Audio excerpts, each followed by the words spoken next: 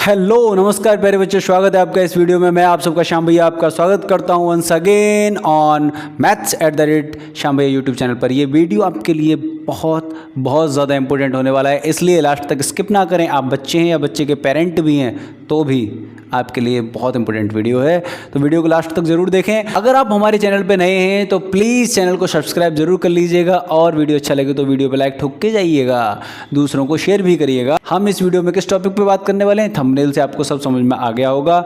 जी हाँ, बिल्कुल, हम एनसीईआरटी और प्राइवेट ऑथर्स के बारे में बात करने वाले हैं, NCERT books and private authors की बुक।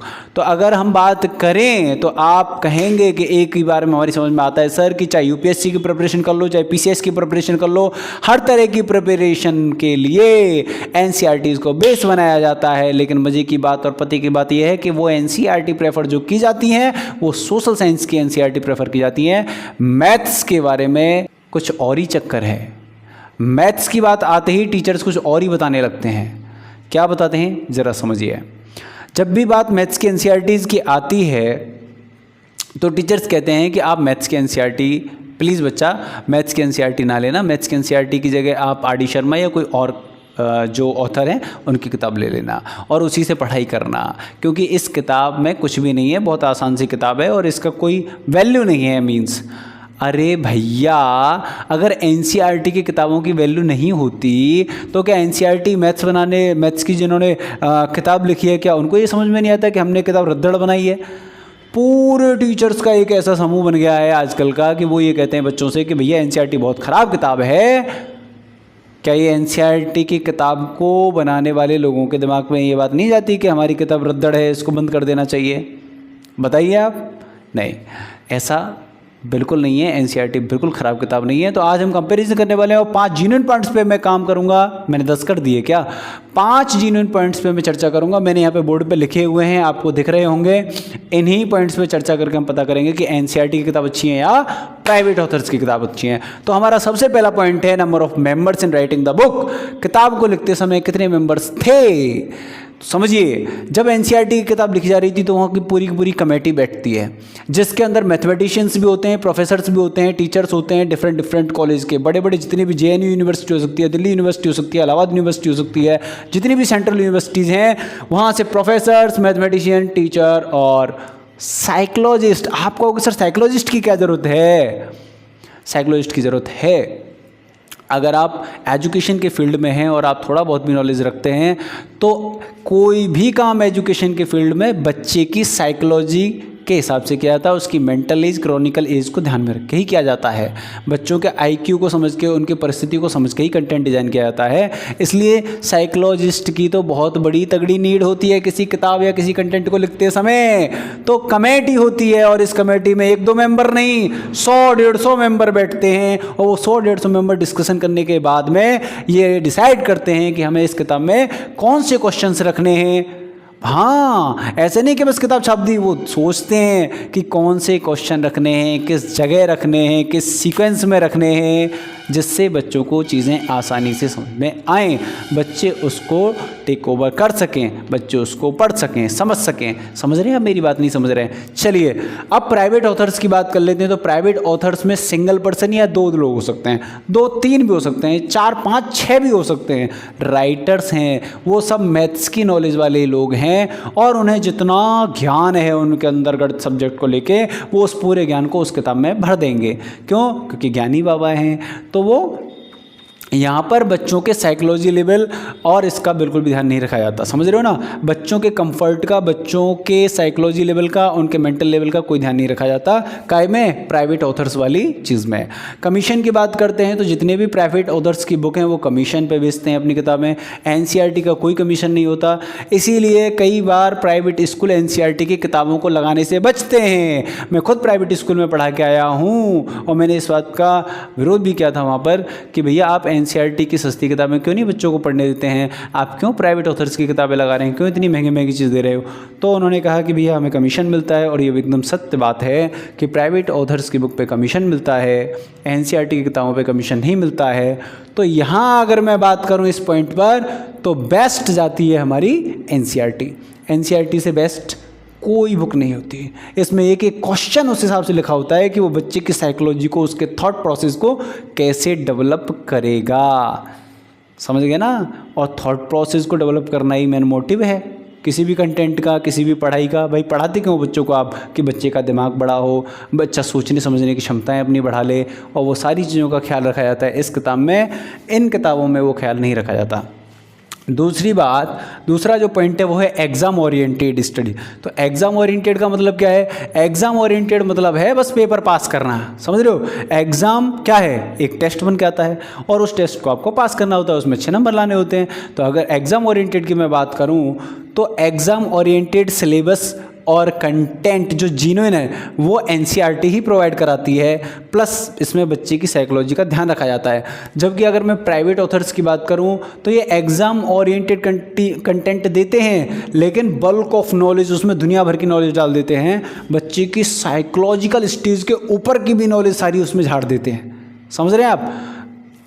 हालांकि ये कॉम्पिटिटिव एग्जामिनेशंस के लिए बच्चे को काम आती हैं, लेकिन ये तब काम आएगी जब बेस, जो बेसिक है बच्चे का, जो बेस है वो तैयार कराने के लिए अगर वो एनसीईआरटी पहले पढ़ चुका है तो ये किताब ज़्यादा ठीक रहेगी। बिना एनसीईआरटी के डायरेक्ट इस किताब को करना मैं बिल्कुल भी बच्चों को रिकमेंड नहीं कर सकता।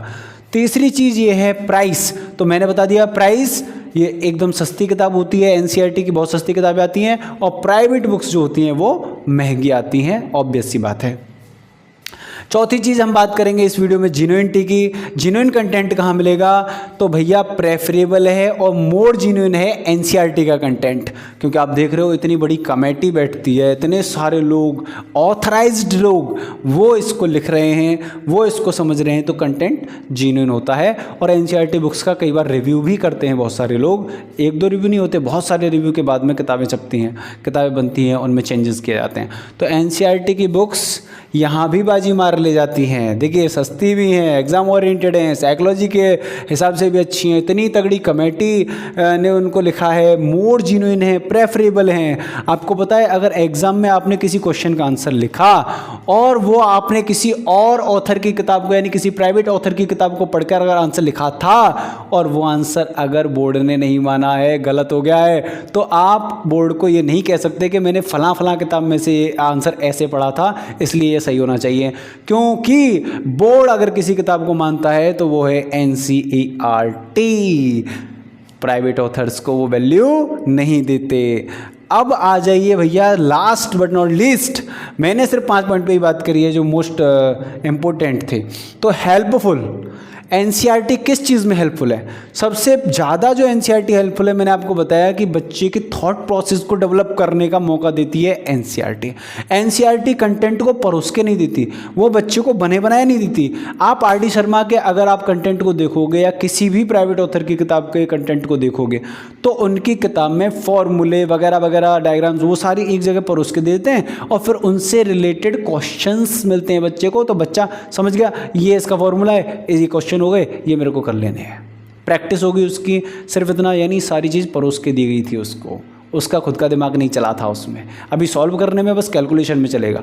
लेकिन एनसीईआरटी बच्चे को उन फॉर्मूलेज को जो आर डी शर्मा में दिए हैं उनको खुद से फाइंड आउट करने का मौका देती है, खुद से ढूंढने का मौका देती है, ऑल्टरनेटिव्स ढूंढने का मौका देती है, जबकि आर डी शर्मा या कोई भी प्राइवेट बुक इस चीज़ का मौका बच्चे को नहीं दे रही होती है।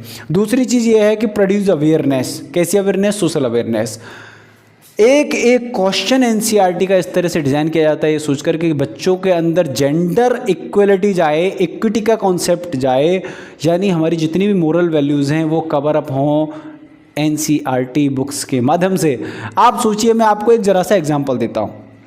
एनसीईआरटी जब क्वेश्चन रखती है तो वो जानबूझकर ऐसा क्वेश्चन रखती है, वो कहेगी कि एक बिजली के खंभे पे कुछ कनेक्शन में गड़बड़ हो गई है, अब उसको सही करने के लिए एक बिजली वाला जाता है। तो बिजली वाला नहीं कहेगी, वो क्या कहेगा? वो कहेगा, एनसीईआरटी का क्वेश्चन कहेगा कि एक बिजली वाला उसको ठीक करने गया है, और अगली लाइन में बोल देगा सी, नॉट ही, सी।